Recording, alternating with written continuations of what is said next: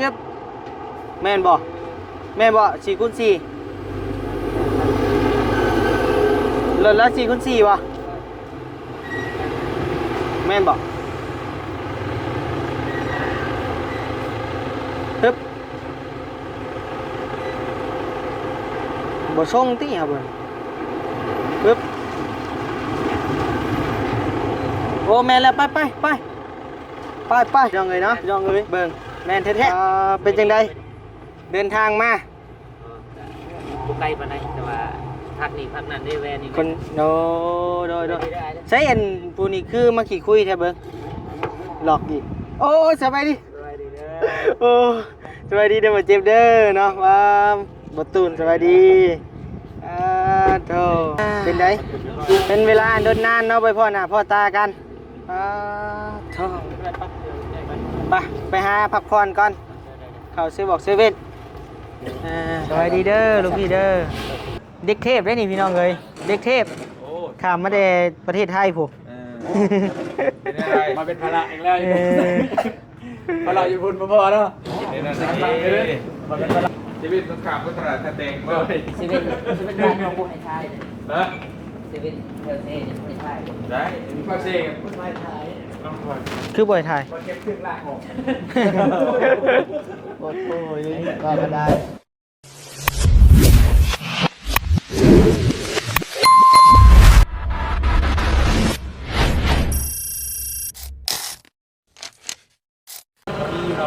พี่น้องเนาะกับทักทายสบายดีพ่อแม่พี่น้องมัดทุกผู้ทุกคนเด้อพี่น้องเด้อเนาะ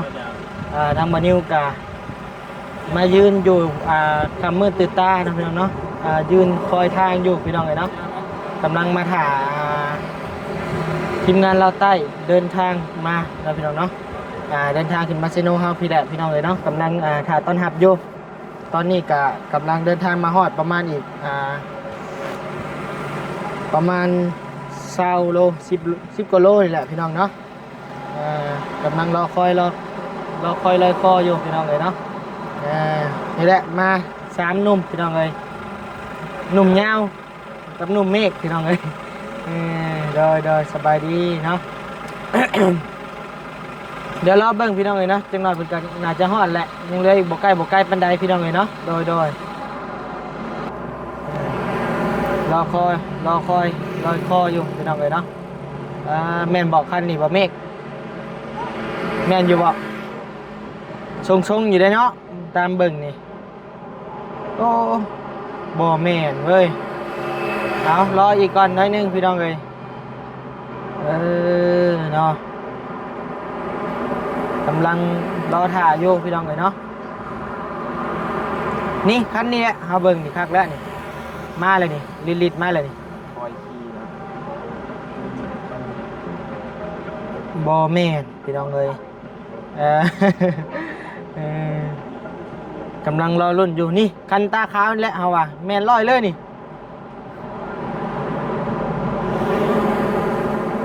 ซึบแม่นบ่วะบ่แม่นอ้าวเลยพี่น้องเลย เอาเดี๋ยวรออีกน้อยหนึ่งพี่น้องเลยเนาะโดยนี่พี่น้องเลยน่าจะแมนอยู่นี่ตามบานิวเบิงนี่ซึบลีโวแมนบอกว่าบอแมน มีคนเมาพ่อแบบนี้ล็อกโคลีโวล็อกโควะนะซื้อยังอะไรก็นี่แม่นแล้วแหละคันนี้นะเจ็บแม่นบ่4x4รถละ4x4วะแม่นบ่ฮึบบ่ส่งติครับเบิ่งฮึบโอ้แม่นแล้วไปพี่น้องเอ้ยแม่นแท้ๆไปพุ่นคันข้างหน้าพุ่นฮึบ ปึ๊บแม่นบ่ ไม่รถละ4คูณ4บ่บ่แม่นติแม่นบ่ไปซะ ฮัลโหลสบายดี ปึ๊บ เห็นแล้วกำลังสิออกไปเจ้ากายเมื่อกี้จอดอยู่นั่นแหละ ไปพี่น้องเอ้ย โอเคนี่ก็ถ่ายคลิปเหมือนกันเด้อ โตพี่น้องเอ้ยไกลกันมาวุดวิดพี่น้องเอ้ยนี่แหละคันนี้แหละคอยเบิ่งคักแหละไปพูดเลยนะลูกโอเคมีเกียร์อะไร มันบ่มีแก้ได้ ระบบนี่ต้องเอิ้นเอาได้ปึ๊บปึ๊บปึ๊บปึ๊บปึ๊บแม่นบอกคันนี่ปึ๊บสบายดีเด้อนำก้นไปพุ่นก็ได้ ไปเซเว่น บ่เครียดจะแล้วประตูเลย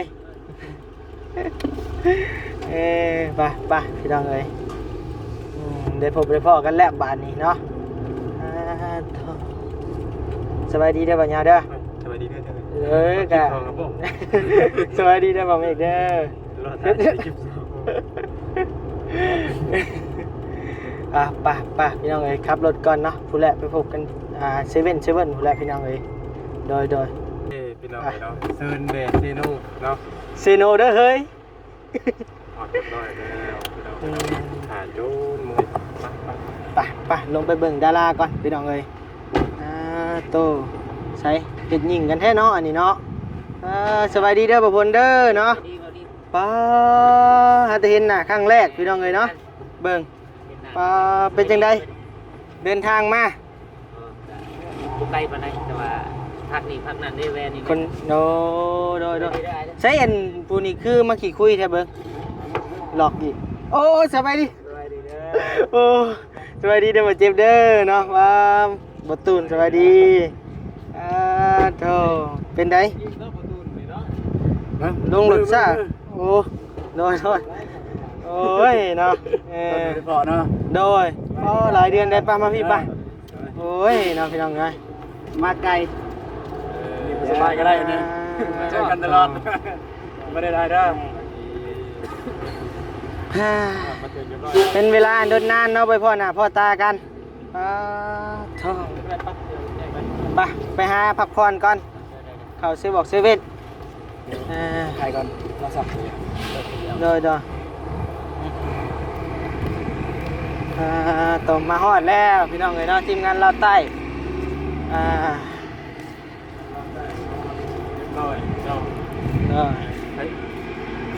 ยัง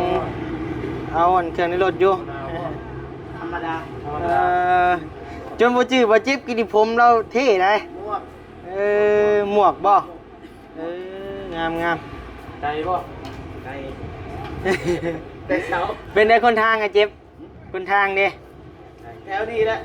แถวดีดอกก็เลยเนาะอีกแค่นี้นี่แหละมันขายเครื่อง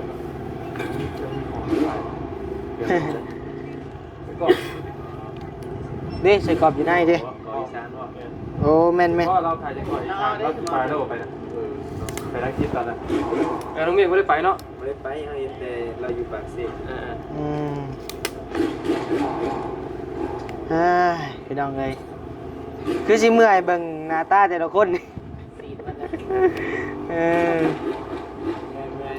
หนาวแน่ลงมานี่หนาวเลย ลงมานี่หนาวบ่อยู่ภูบ่หนาวบ่ไม่ได้หนาวด้วยเนาะบ่หนาวบ่แต่อยู่ในรถบางยาบ่หนาวบ่ลงไปตะกี้คือว่าหนาวเนาะเดี๋ยวนี้หนาวเป็นอะไรมาเนี่ยนะ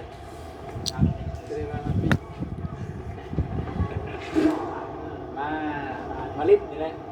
เดี๋ยวมาพี่น้องเอ้ยเนาะเห็นบ่นิ้วอยู่บ่ล่ะเบิ่งก่อนตั้งใกล้เลยนะโอ้เห็นอยู่พี่น้องเอ้ยสายฟ้าแลบได้เลยเป็นแน่มีสองประเด็นเอาประเด็นที่หนึ่งก่อนใช่เอาบ่เจ็บประเด็นใดมาหับเอาผู้ใหญ่แม่พิมพ์กับแม่เพนที่จะมาเราไต่อันที่สองก็คืออยากมาเที่ยวโดยประมาณนั้นมาเที่ยว ยี่ยมมายามเนาะ อยากมาเบิ่งนะครั้งแรกเลย ครั้งแรกที่ได้มาบ่ ว่าบ่ได้สุกิบบ่หยังกันเลย อันไหน คุณเจ้านัดกันหน้าแล้วบ่กับปะเตียงหรือว่าได้ได โอ้นัดกันแต่โดนแล้วแต่งมันลงไปเราไต่ คือว่าผมว่าจะมีอยู่คือว่าเงียบๆเลยนะเนาะ เสื้อร์ไผ่บ่ เซอร์ไพรส์คิดว่าสิมาแบบมาค่อยๆ บ่มีแนวสบาย มาเจอก่อนแบบ เอ นี้ อเห็นหน้าเห็นตากันก็ดีใจแล้วเนาะ ครั้งแรกบ่ ครั้งแรกเลย ครั้งแรก บ่พ้นกันสักครั้งแรกบ่อืม ก็บ่เคย เอาบ่ ขี่ ตุ้ ร น ถไกลปานนี้ บ่เคยบ่ นับแต่เกิดมา เออ ปกติก็ไกลไปไกลมาสิ กับแปลว่าเคยมาอยู่ แม่ไกลไปไกลมาแบบนี้ ไปเรื่องจันทร์กันไปอยู่แล้วว่า น้องบ่เคย ไป เคยแล้วอันนี้คือว่าใกล้ที่สุดเลย ครับพี่น้องคือว่าต้อนรับสู่วันเดโนเนาะ เมืองอุทุมพรเนาะแข่งสวรรณเขตพี่น้องเอ้ยยินดีต้อนรับเนาะไป เซโน่น่ะบ่แม่นเมืองว่ะ บ่แม่นได้ ปัดเซโน่เนาะ แม่น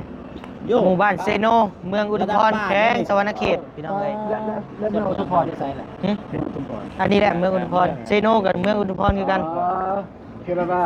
เมืองเนี่ยมันเมืองอุทุมพร แม่นมันมีหมู่บ้านเซโนเด้หมู่บ้านใหญ่ คิด ที่สุ ว่า ด ตัวเมืองเลยอันนี้บ่แม่นบ่ ตัวเมืองอะไรเนี่ย ตัวเมืองอะเจ้าไกลมาแล้ว อันนี้นอกเมืองอันนี้แต่ว่าเจริญกว่าในเมือง เรื่องในเมืองอะไร เอออันในเมืองน่ะในบ่อนวงเวียนนั่นแหละใกล้เฮือนเฮาแม่น ข้างนอกบ่อยู่ท่าเตงเมื่อแล้ว โอ้ยแดงบ่มีได้ปั๊มแบบนี้เลย แต่ว่าในเมืองนี่ก็เป็นสวรรค์เนาะ แม่นคะแนนในเมืองเนี่ยกับสวรรค์ในเมืองอารียล้อน่ะ ไปได้มื้อนะ ฮะ อืมได้บ่ เมื ยา อง ก สวรรค์ ไปเที่ยว อ๋อ ไปหล่อริมโค้งเนาะ ได้ พี่น้องเอ้ยเนาะ ที่ข้ามไทยบืนบ่ ข้ามบ่ได้ จำบ่ได้คนเถื่อน3คนนี้ แต่ให้อายพาทัวร์สวรรค์ ทัวร์ไปเนาะเที่ยวบ่ เลย พาเที่ยว พาเที่ยว สิพาไปชวนเด็กลิ่นเท่านั้นแหละ มือบ่ทันรู้ได้บ่มั่นใจมันบางทีมือฮือโอ้บ่มันใจมือยังมือฮือก็ยัง แล้วแต่เตียงกับแล้วแต่ผู้ใหญ่ ที่ผู้ใหญ่เขาอยากเที่ยวนี่บ่หรือว่าอยากให้กลับเลยกินกับผู้ใหญ่ ใหญ่เป็นเนาะมาถ่ายภาพแรกเลยทางแม่ทาง ทีมงานเราไต่เนาะ บ่ได้มาเนาะ บ่ ปากโกก็บ่ได้มา บ่บ่น้องนี่คาลูกน้อย แล้วก็เพิ่นว่าขี่รถไกลบ่ได้เมารถหลักๆก็คือคาลูกแล้วบ่มีคนเบิ่งก็เลยบ่ได้ไปนำกัน ไปดูหน่อยพอดีได้ปืนของบ่ได้อยู่บ้านก่อนปืนเด้อบ้านสองก่อน ไกลบ่ เสียงมากะบ่ไกล โอ้ นะ มาเลย บ่ไกลปานนั้นเนาะ มา ว่าไงวัยรุ่น สวัสดีเด้อ สวัสดีเด้อลูกพี่เด้อเด็กเทพได้นี่พี่น้องเอ้ยเด็กเทพ โอ้ ข้ามมาแต่ประเทศไทยผู้ เป็นอะไร มาเป็นภาระอีกแล้ว เออ ภาระอยู่พุ่นบ่พอเนาะ ในนั่นสิ มาเป็นภาระอยู่นี่อีก บ่มีพลาดนะเนาะอืม เป็นเดชิโน่ฮอดสิบ่ นาวมานี่กัน หนาวบ่พอดีอยู่บ่สบาย เดี๋ยว สบายดีเด้อเด้อ ตะกู ตะกู ตะกู้ติไปหานั่นมื้อติ หาอยู่หากินได้เนาะ ของเจ้าของเช้าให้แล้วสั่งว่าอะไรพักก่อนเนาะพักก่อนก็ได้จังว่ากันพักอยู่ที่นู่นนี่เนาะหรือว่าอยู่สวรรค์ เบาเมกอยู่ไสบ่ อ เม ยู่ ก เมืองใหญ่บ่ ไปเที่ยวสวรรค์ ธรรมดาสวรรค์เลย เราอยากไปลินสวรรค์อยู่ห่ะ ก็นั่งกับลุงสวรรค์ ไป เนาะ แม่นแล้วเพ พา ราะ ลา ว่า อีกแล้ว ไป ฮะ แพงก็ เพราะมันอยู่สวรรค์ก็แล้วแต่มันสิตัวรูตัวบ่รูนะเนาะ ยันมาถึงก็ลืม ตรงนี้บ้านไอ้เราบ่ยากไอ้ฮู้จักเบิดอยู่ได้กินแล้วก็สะดวกสบายราคาตัวใดนั่นฮู้จักไอ้ฮู้จักบ่ยากดอกหรือว่านั่นกันลงสวรรค์ก็ได้ หรือว่าจากลงดินได้ซื้อหรือจากนอน ใกล้ๆเมฆบ่ ได้คือกัน เลิกเต้ แม่นอนนำกันได้ ไป ถึ ลิ้น ก สุ สุ ด ด อื่นก็ได้ มื้ออื่นจังว่ากัน เดี๋ยวไปลินต่างหาก บ่ บ่ น้องประดิษฐ์นี่ก็ได้ให้น้องมานิ้วพาน้องประดิษฐ์บ่ยาก บ่ยากดอก แต่ทินอันนี้ พาจวดรถ ไปไตลอด24ชั่วโมง มื้ออื่น อืม จังว่ากัน เมื่อยบ่หรือนั่นน่ะน้องเมื่อยบ่ธรรมดาอยู่ เอ เดิน อ ทาง มา ไกลบ่เคยเดินทางไกลผม รู้สึก นี่ ว่าอยากอาบน้ำแน่นะก็เลย เดี๋ยวเช่าห้องก่อนเนาะ อาบในก่อนแค่นั้น อืม กินแล้วข้าวอันมาบางมาหากินแต่ปากเชฟแต่ว่าพอดีนะฮะกินข้าวได้ท่านจะปิ้งไก่ก่อนกินปิ้งไก่ ได้ซื้อมาอยู่เนาะ ไม่ ข้างไหนก็มีนะ ตัวนี้ มันเป็นไงช่างว่าวเนี่ยอันนี้เออ ขอทางมันเตือน อ่อนเลยมันเรียกมือพระเบาก็ใช้ไปนี่มาฮอดนี่พอดีคนกุ๊บเยอะหายไปยังนี่วะเว้นเมื่อคืนเว้น กังเว้นได้ เว้นเลย เอาจะบอกว่าเนาะ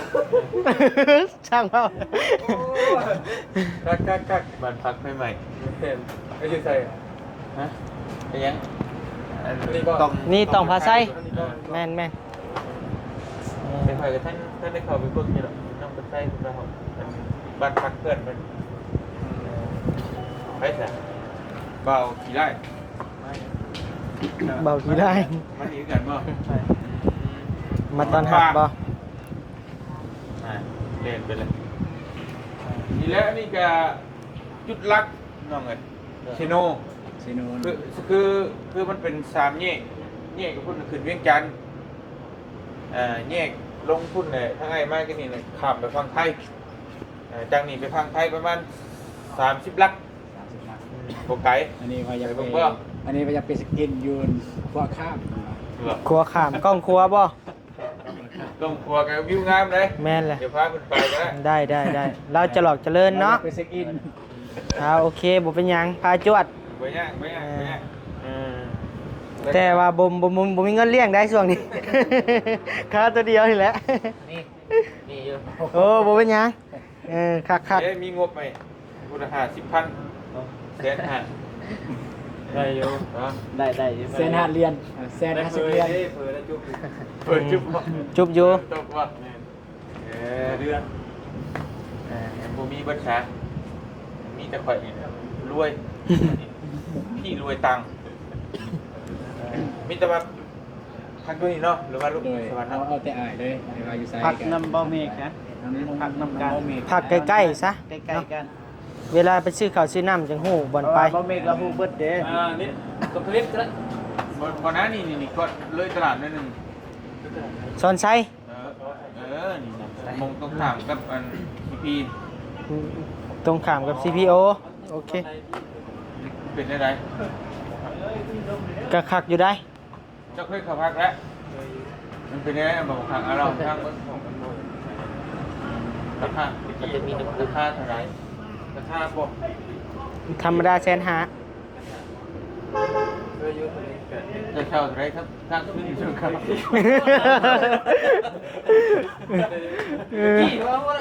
ธรรมดาว่าเลยว่ะอ้าวเปิดซักมาเลยห่วยแต่ไม่รุ่นบ่ได้ทุกคนต้องถามบ่ได้จะเช่าแบบไหน เคยไปแต่ไม่หลุด จะเช่าแบบไหนแหละแต่มันก็ลายอยู่ แต่มันก็ธรรมดาแน่นอน เลย ธรรมดาประมาณราคาแสนปลายมันมีอยู่รอบแต่อื่นมันแต่ว่า ได้แล้ว แต่ว่าที่โน่นนี่ไหมเป็นนี่มันบ่มีมันบ่มีที่ว่าราคามีแต่แสนปลายต้องแพงเนี่ยเนาะ หาแสนมีอยู่อันเตียงคู่นี่เด้แม่นนี่บ้านผักจันยุยเด้6แสนผู้ เอาซ้ำแซน1แสน20แสน5 เตียงคู่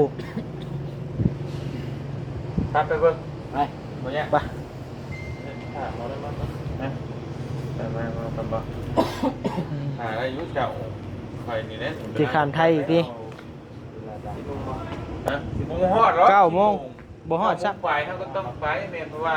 กำหนดเขาปิดอ่ะ10 โมงด่านน่ะ เป็นจังได๋ไอ้แม่ตู้เพิ่นใครแน่แล้วบ่ ใช้เลือดเพิ่มเลือด2ถุงใช้นี่ แล้วมื้อได้กลับอยู่ติ มื้อนะครับ โอ้ ก็นี่เราอยู่ที่ไทยป่ะ นอนดูหมอมุก แสดงว่าไอ้ดีมาจากไหนมาเลย เยอะก็ดูดขางน้ำคลองมาเลย เอาลอยน้ำคลองอีกเลย ลอยนะป่ะ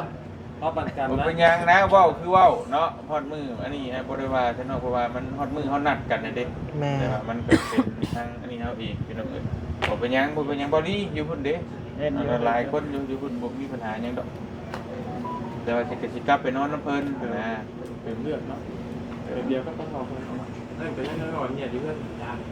แต่เมื่อยก็ยังมันจะใช้ได้ล่ะ ไหนนั่นกัน คือเฒ่าโอ้ย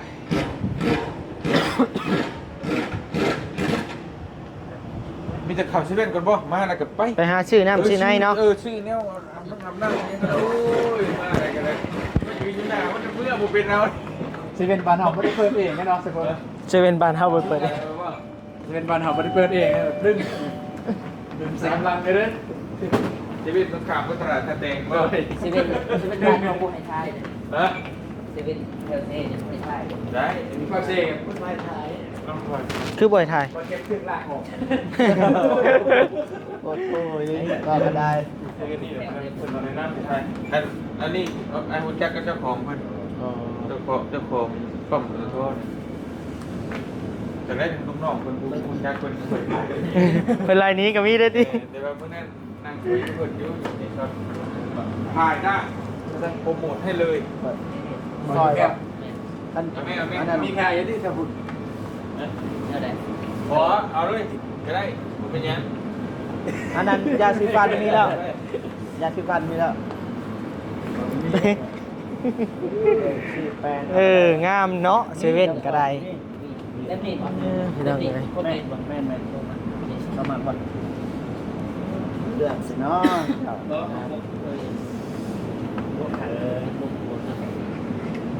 เอาเดี๋ยวให้ทางง่ายๆเพิ่นเลือกเครื่องเลือกของก่อนพี่น้องเอ้ย เอาเลย เอาพี่น้องเนาะทางบอนิวก็สิได้ลำลาพระจากเพียงจะมีแหละพี่น้องเอ้ยเนาะเดี๋ยวพบกันใหม่ในคลิปหน้าเด้อพี่น้องเด้อเนาะโดย